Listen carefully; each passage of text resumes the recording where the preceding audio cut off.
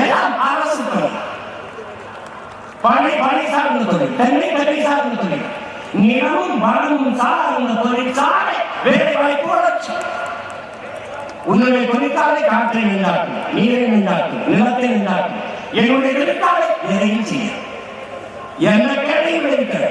அவனவன் வாழ்விடத்தை அரசு பணியை கொடுக்கணும். இந்த 1000க்கு கையை ஆத்தாள பண்ணி வைக்க மாட்டேன். நீ அங்கே திருச்சியா குறைவா அங்கே அரசு பண்ணி எங்கே தண்ணி சேலமா எடப்பாடியா அங்கே என்ன வருது? மாம்பழத்திலிருந்து வர தொழிற்சாலை, பலாப்பழத்திலிருந்து, கரும்பிலிருந்து, ஆடு மாடு வளர்த்த.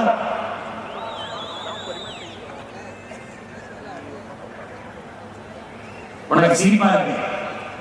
இது சிரி கோட்டாட்டுமா தெரியுங்க. பாரா மாடு வளர்த்து எவ்வளவு பொருளாதாரத்தை பெருக்கிறேன், எப்படி வேலை வாய்ப்பு கொடுக்குறேன் காட்டுங்க. எங்க பொருளாதாரம் இருக்குன்னு தெரியாத பைத்தியங்கிட்ட நாட்டு கொடுக்குறேன். நீ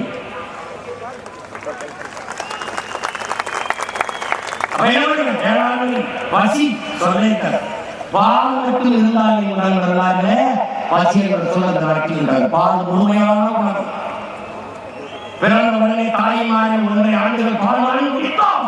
முழு உணவு எந்த திற உணவுகளையும் கழிவு வராது. பால் வரும். புரதச்சத்துள்ள முழுமையான உணவு. பால் இருந்தால் பசி வராது. ஏன் நான் பால் வச்சிருக்கேன். உடனே மாதிரி காலை உப்பாக்கி போட மாட்டாங்க. வாசனை கடை வச்சிருப்பேன். முல்லை குறிஞ்சி, முல்லை மரம், நீங்கள் அங்காடி, நான் அங்காடி அரசு அங்காடி. நோ சுவி சோட்டோ நானே வச்சிருப்பேன். நோ உபர் வாழம் நானே உடாது, நானே பக்கத்தில் எடுத்துருக்கேன். எல்லாம் என்கிட்ட இருக்கும். பால் குடிச்சுட்டா இங்க போகணும்.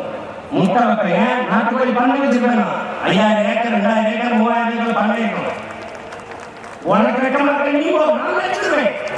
ஆனா இங்க முட்டை சாப்பிடுறேன், கறி சாப்பிடுறேன், பால் சாப்பிடுறேன்.